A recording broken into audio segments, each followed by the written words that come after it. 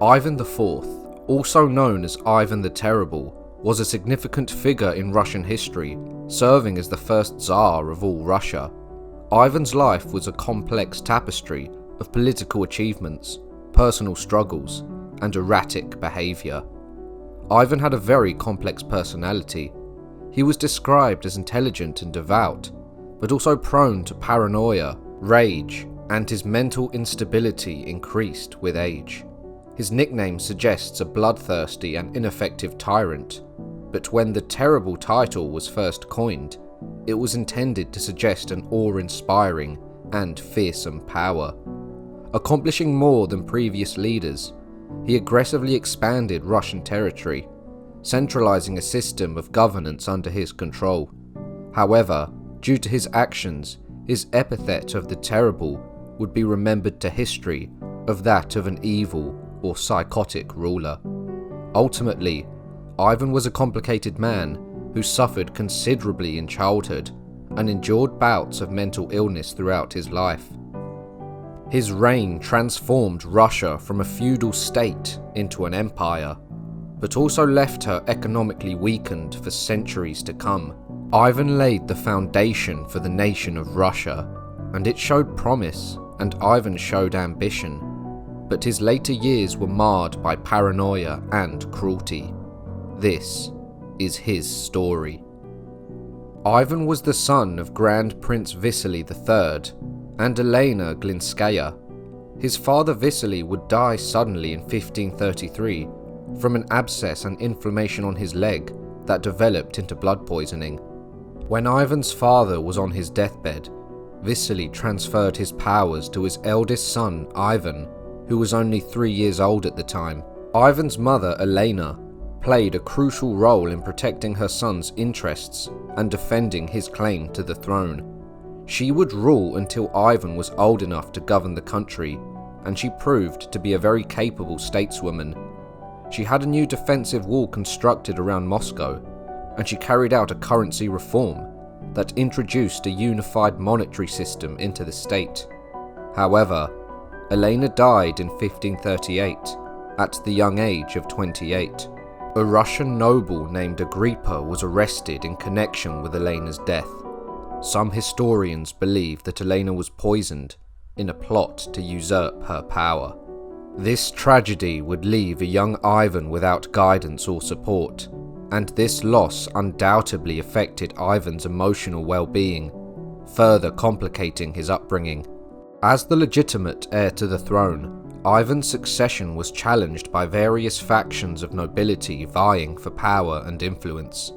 This environment not only exposed Ivan to the harsh realities of politics at a tender age, but also set the stage for power-hungry boyars, who were members of the highest rank of the feudal nobility in many Eastern European states. The regency then alternated between several feuding boyar families that would fight for control. However, in 1547, once Ivan turned 16, he was crowned as the first Tsar in Russia, signalling the beginning of his official reign. The title Tsar marked a shift in the country's governance, establishing a centralized monarchy that aimed to strengthen the authority of the ruler and reduce the power of the noble families. Until then, the rulers of Muscovy were crowned as grand princes, but Ivan styled himself as Tsar. He was sending a message to the world and to Russia that he was now the only supreme ruler of the country, and his will was not to be questioned. The new title symbolized an assumption of powers equivalent and parallel to those held by the former Byzantine emperor and the Tatar Khan, both known in Russian sources as Tsar. Several months after Ivan the Terrible was crowned, the Great Fire of Moscow would take place. The fire displaced about 80,000 people and killed about 3,000, leading to widespread poverty among the survivors. However, the beginning of Ivan's reign wasn't all bad. In the year 1550, Ivan revised the law code, confirming the right for peasants to leave their feudal lords. He also founded a standing army and ordered in 1553 the establishment of the Moscow print yard, which was the first publishing house in Russia. Several religious books in Russian were printed during the 1550s and 1560s. The Khanate of Kazan was a medieval Tatar Turkic state that occupied the territory of former Volga Bulgaria. It was one of the successor states of the Golden Horde. The Golden Horde was a political entity established in the 13th century. It was initially ruled by Batu Khan, the grandson of the Mongol ruler Genghis Khan. At the start of the 15th century, the horde began to fall apart. Within its territories, there emerged numerous predominantly Turkic Khanates. At the beginning of the 13th century in the Crimea, the majority of the population, which was already composed of Turkic people, became a part of the Golden Horde. The Crimean Tatars mostly adopted Islam in the 14th century, and thereafter, Crimea became one of the centres of Islamic civilization in Eastern Europe. On the 16th of June in the year 1552, Ivan led an 150,000 strong Russian army from Moscow towards the city of Kolomna. The army under Ivan came under Kazan's walls and laid siege to the city on the 22nd of August. The Russian cannons would soon be let off, and the artillery fire would fill the wooden walls of the city. Russian soldiers would soon pour through. After some desperate fighting in the streets of the city, a large massacre of Kazan Tatars then took place, as well as the destruction of almost all Tatar buildings, including mosques. Ivan then ordered St. Basil Cathedral to be built. It was built from 1555 to 1561 to commemorate the capture of Kazan and the defeat of the last Khan. There is a legend that he was so impressed with the structure that he had the architect blinded, so he could never design anything as beautiful again. However, in reality, the architect went on to design more churches and buildings for Ivan. In the 1560s, Russia was devastated by a combination of drought and famine due to the unsuccessful wars against the Polish-Lithuanian Commonwealth. In addition, Russia would suffer Tatar invasions, and all trade by sea was locked off.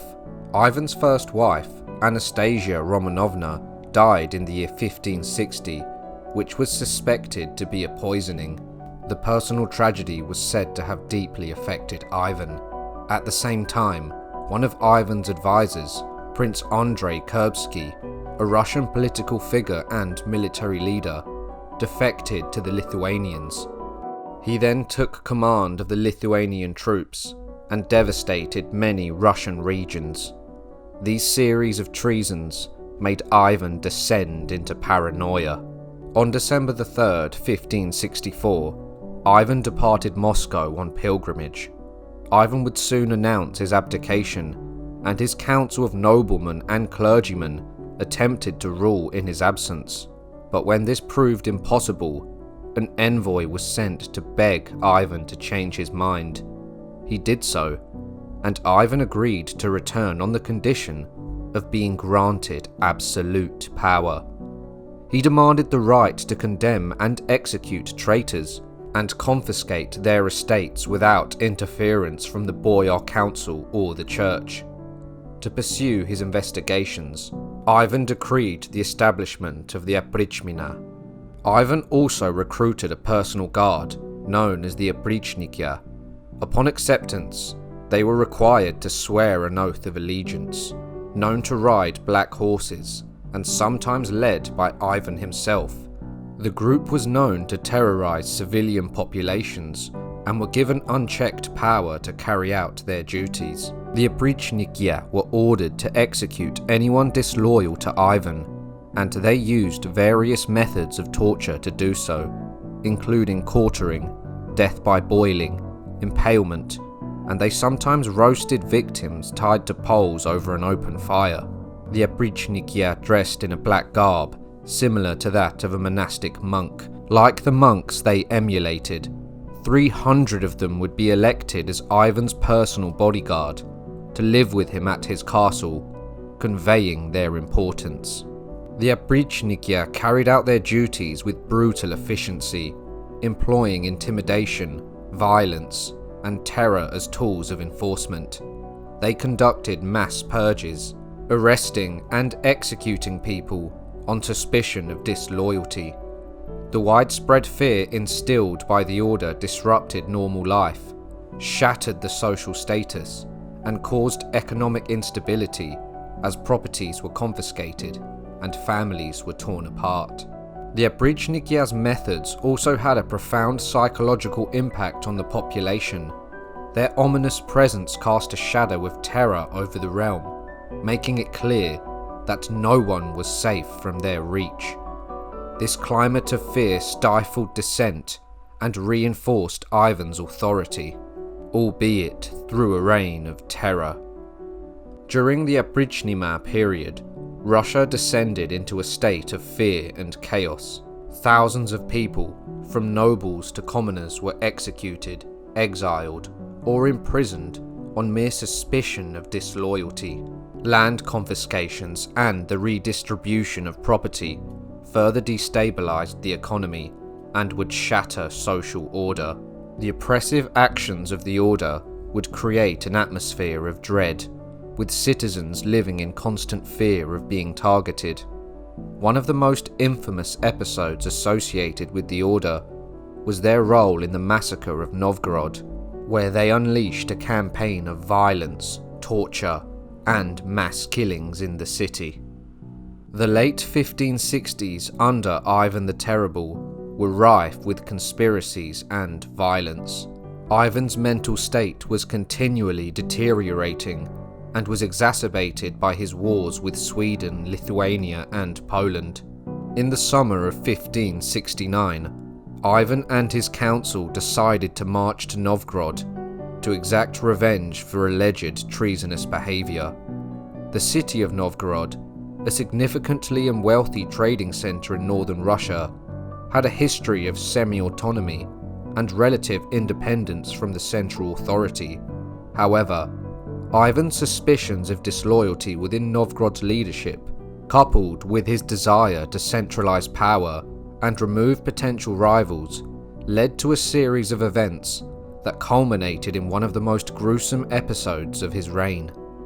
The Tsar would soon arrive in the city with his court. Ivan then proceeded into Novgorod and was met by the Archbishop Paiman. In line with tradition and ceremony, the Archbishop attempted to bless the Tsar, but Ivan refused, accusing Paiman and all of Novgorod of treason and of conspiring to turn the city over to his enemies. Ivan then demanded that he be taken to the St. Sophia Cathedral for a divine liturgy. Either Ivan's piety knew no bounds, or he was descending further into madness, or perhaps he had a plan at play. After the liturgy, Ivan and his company dined with the Archbishop Paiman. Shortly after the meal began, Ivan shouted orders to his assembled guard to arrest Paiman and to plunder his residence, treasury, and court.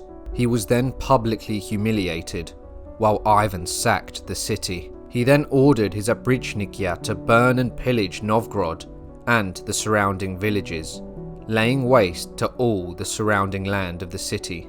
The massacre of Novgorod consisted of men, women, and children who were tied to sleighs and run into the freezing waters of the nearby river, which Ivan ordered on the basis of unproved accusations of treason.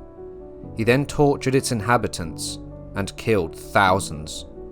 The streets of Novgorod ran with blood, and the once thriving city was left in ruins. Most of what remained of its population fled the ruins for a better life elsewhere. Ivan's role in the massacre was significant. He personally ordered and oversaw the campaign of terror, giving his approval for the atrocities committed. Novgorod, a city that until Ivan rivaled Moscow for the seat of power in Russia, lost its political standing, and the Republic officially became a thing of the past. Ivan's terrible mental state had deteriorated over the years, fueled by personal tragedies and a sense of isolation.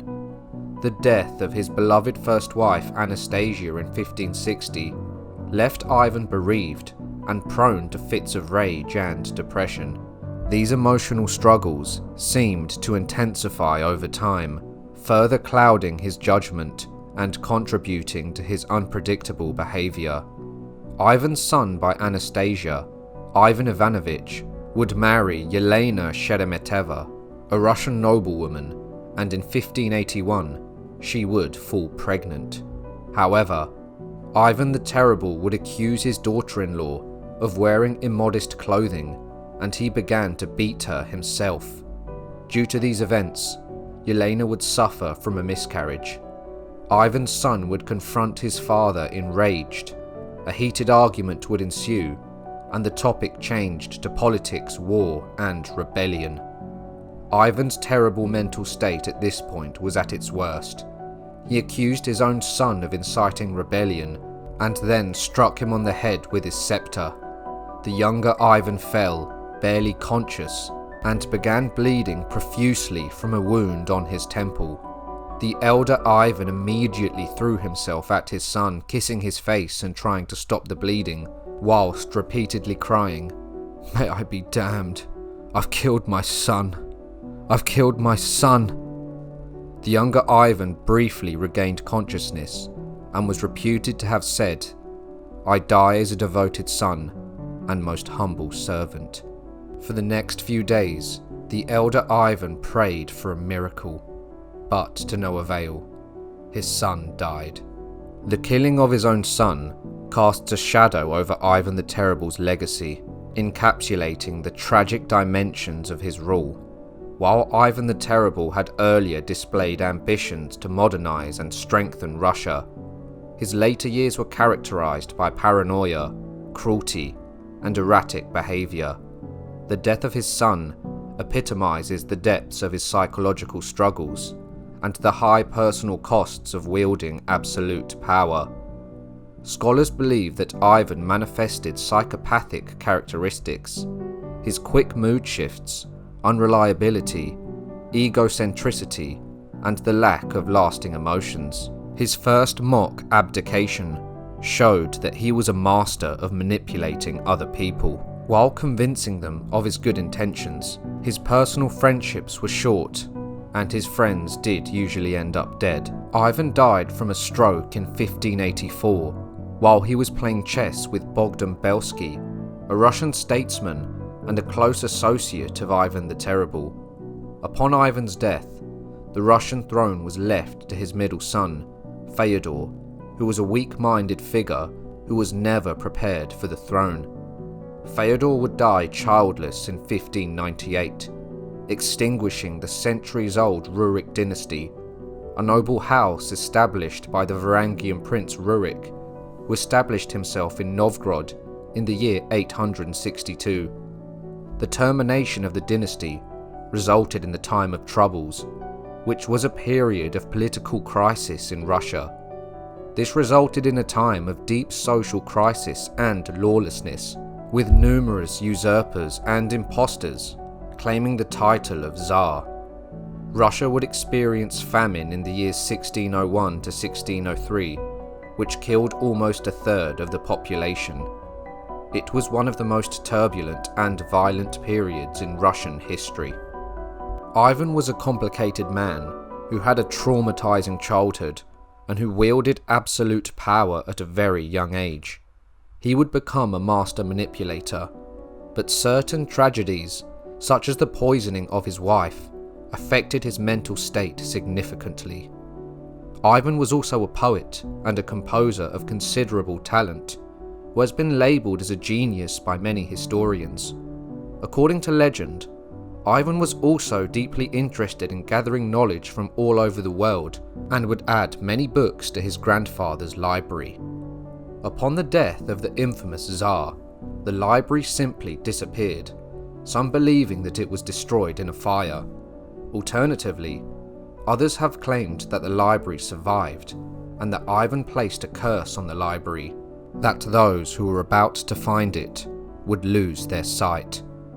Despite the possibility that the library no longer exists, and the supposed curse, Treasure hunters have been restless in their search for the lost library. Over the centuries, many have attempted to find it, among them Peter the Great and Vatican representatives who were visiting Moscow, though none have succeeded. Ivan the Terrible's legacy continues to be a subject of historical discussion and interpretation. He is remembered as a ruler who left a profound impact on Russia's development, both through his accomplishments and the dark episodes of his rule.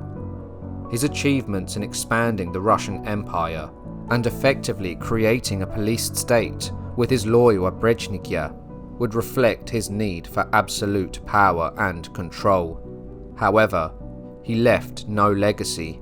His line would be extinguished due to him murdering his own son, and all that would remain of Ivan's legacy would be reputation. I hope you all enjoyed the video. If you did, make sure to like, subscribe and share, and I'll see you all soon for another History Profile.